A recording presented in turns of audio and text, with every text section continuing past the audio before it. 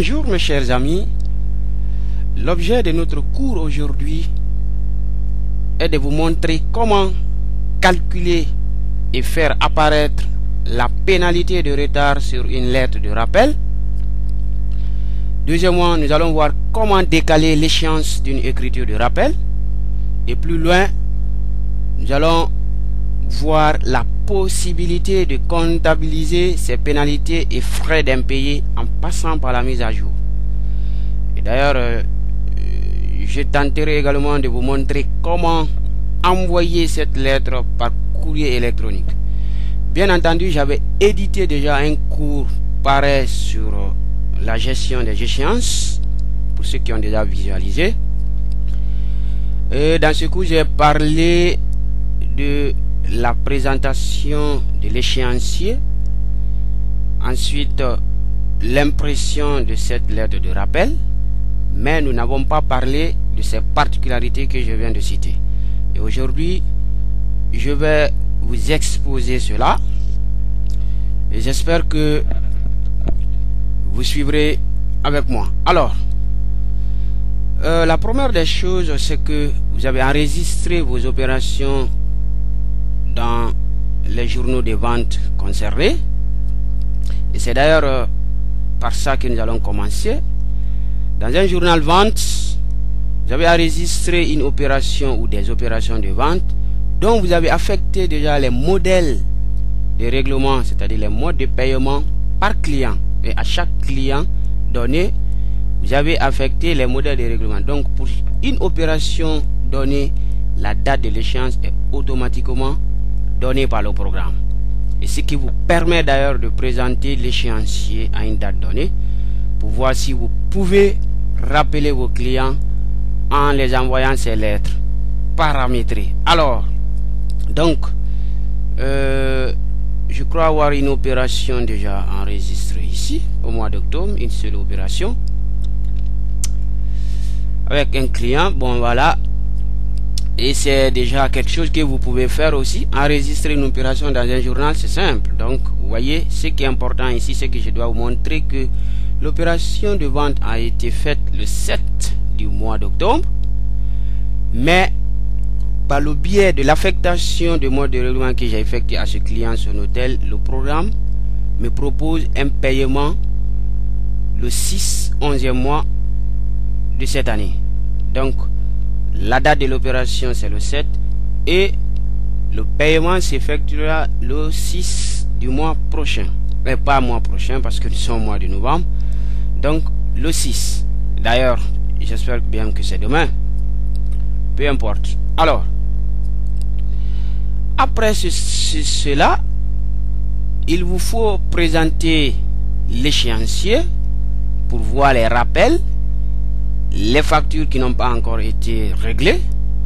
Donc pour ça, je vous ai déjà montré dans l'autre cours. Vous venez dans le menu traitement,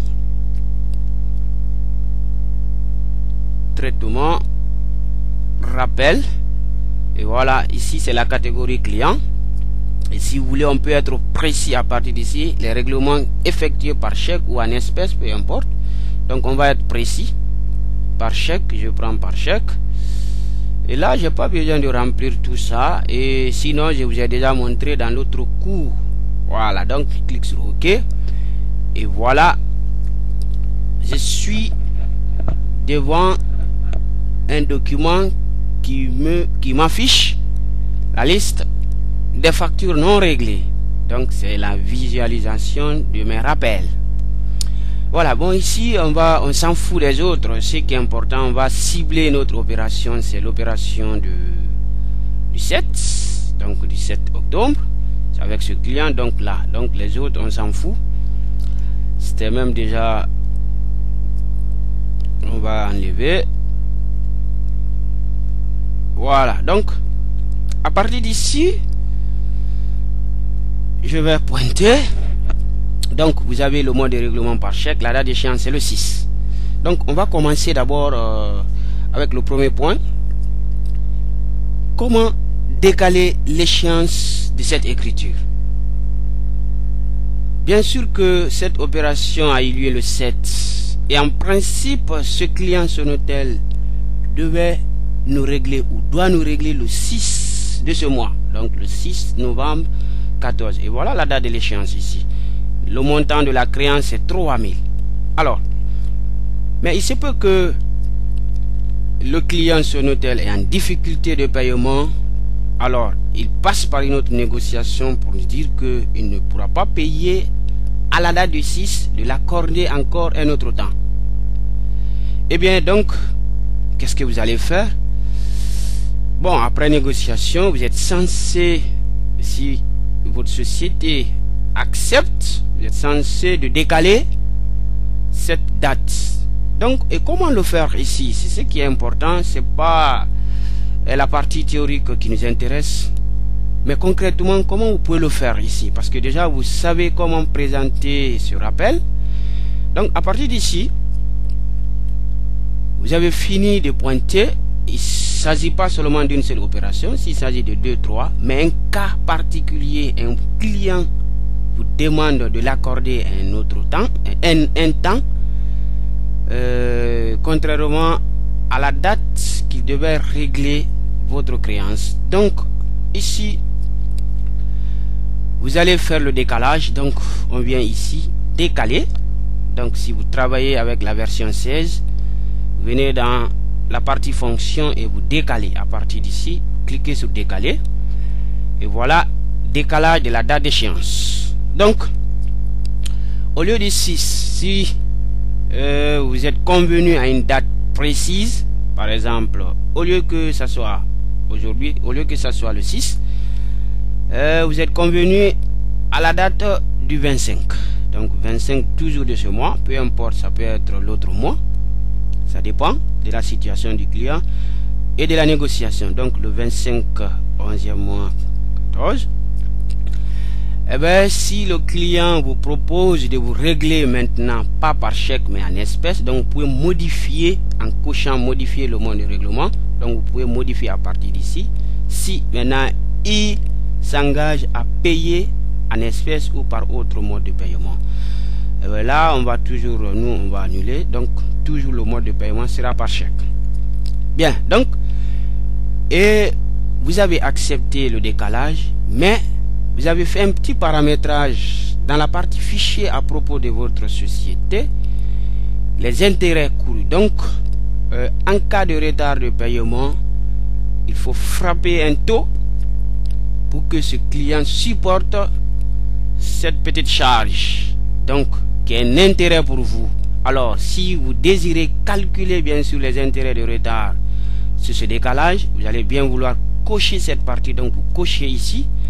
Et directement le paramétrage que vous avez effectué là-bas sera pris en compte. Donc cliquez sur OK. Et mes chers amis, voilà, maintenant au lieu que ça soit le 6, vous avez maintenant la date du 25 11e mois. Donc prochainement, le client va vous payer le 25 de ce mois au lieu que ça soit le 6. Bien, donc ça c'était la première partie. Nous allons voir maintenant comment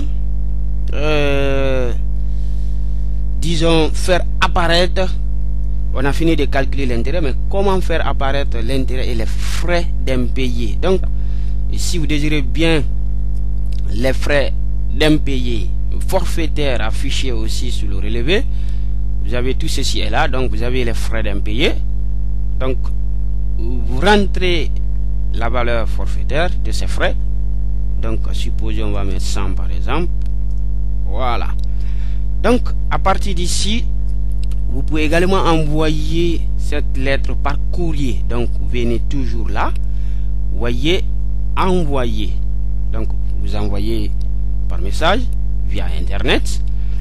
Et maintenant la comptabilisation, nous allons voir ça en dernière position, mais nous allons d'abord essayer de présenter notre lettre de rappel. Ce qui est important, parce que ce que nous venons de faire, on voit, si nous voulons voir ça sur notre lettre, et nous allons bien vouloir présenter ça. Alors, on vient ici, on clique sur imprimer, et là, on fait l'aperçu de notre lettre. Et voilà, chers clients, c'est notre client Sonatel, il est là. L'examen de votre compte dans notre comptabilité fait apparaître les sommes impayées dont nous vous prions de noter le détail ci-après. Effectivement, vous voyez la date de l'opération était le 7. Et vous avez l'intitulé de l'écriture. La créance c'était 3000. Donc, vous avez une pénalité de retard de 7,81. D'où vient les 7,81? C'est ça aussi le problème. Parce que vous ne savez même pas et comment moi j'ai fait pour afficher cette pénalité. Bien, donc à la fin du cours, je partirai vous montrer cette partie. Donc c'est un taux déjà qui a été abattu, qui a été frappé sur la créance. Et c'est ce qui donne cette valeur. Les frais d'impayés, et là vous avez vu ensemble, là où j'ai mis les 100. Donc ce qui fait un solde total à payer de 3107,81. Très bien, donc. Et c'est cette lettre là que vous envoyez. Donc vous pouvez l'imprimer ici, tout comme vous l'avez déjà envoyé par lettre et par courrier électronique du moins. Bien, donc à partir d'ici, nous allons voir maintenant la dernière partie.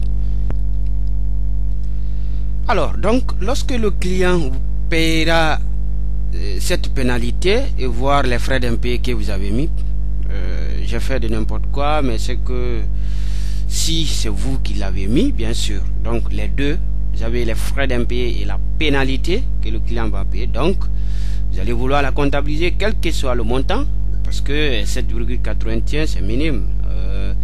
Mais si vous allez vouloir comptabiliser, donc vous allez procéder par une mise à jour. Donc à partir d'ici, même vous pouvez comptabiliser. Ça dépendra maintenant la comptabilité que vous tenez. Si vous êtes chez Sonatel, donc c'est une charge que Sonatel, que ce client supporte, c'est-à-dire la pénalité et les frais qu'il paye. Donc si chez le client c'est une charge, donc chez vous ce sera le contraire. Donc on va voir comment comptabiliser. Donc à partir d'ici, on va cliquer sur l'icône comptabiliser pour voir si l'écriture pourra se générer. Donc clique sur comptabiliser et le message qui s'affiche: confirmez-vous la génération des écritures de pénalités et frais d'impayés? Oui, bien sûr. Donc voilà, je viens de faire ma mise à jour. Et le plus important aussi, c'est de voir si réellement ça a été enregistré, si ça a été réellement comptabilisé. Donc je vais vérifier dans mon journal. Et quel journal? C'est une opération diverse. Bien, donc je vais donc vérifier le journal des opérations diverses. De quel mois? Donc du mois de novembre. Je vais afficher. Et bien voilà, donc il y a ces deux écritures qui sont passées de façon automatique.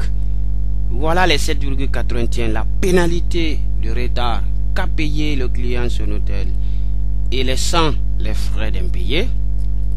Et bien là j'ai attaché un modèle de règlement, un modèle de saisie du moins, dans le modèle de saisie ajustement sur règlement client. Bon, peu importe, vous pouvez changer déjà le libellé et voir le bon compte. Donc j'ai pris autre produit non courant et vous pouvez chercher le bon compte ici pour que les 7,81, vous cherchez dans le plan comptable et vous aurez le compte précis de cette pénalité et des frais d'impayés. Donc là je peux modifier le libellé pour mettre de n'importe quoi. Par exemple, je vais mettre pénalité, juste pénalité. Là aussi je mets pénalité pour cette première ligne. Voilà, donc les 7,81 de pénalité et l'autre je mets frais impayés.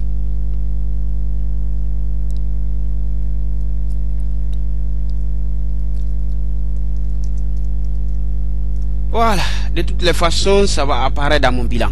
Ouais, donc, et c'est ça le plus important, si vous ne minimisez rien. Donc bien que cette valeur 7,81 a supposé que la créance était beaucoup plus élevée. Donc si le taux que vous avez frappé sur cette créance pour la pénalité, j'allais d'ailleurs oublier, donc je vais rapidement aller vous montrer la partie dont vous devez faire ce petit paramétrage. Donc dans l'onglet fichier à propos de votre société, à partir d'ici, donc vous voyez, vous cliquez sur recouvrement et ici voilà pénalité de retard. Donc il va falloir que vous cochez d'abord maintenant pour que la case s'active, et là vous mettez le taux. Ici j'ai mis 5%, donc c'est 5% des 3000 qui nous a donné cette valeur. Et vous voyez le code journal, vous autorisez ces opérations à passer dans le OD et le modèle de saisie que vous avez déjà préparé. Voilà mes amis, donc c'était justement cette partie dont je voulais vous montrer sur la partie gestion des échéances et pour la lettre de rappel. Donc je vous retrouve la semaine prochaine pour d'autres tutoriels que vous avez bien sûr réclamés, et à bientôt.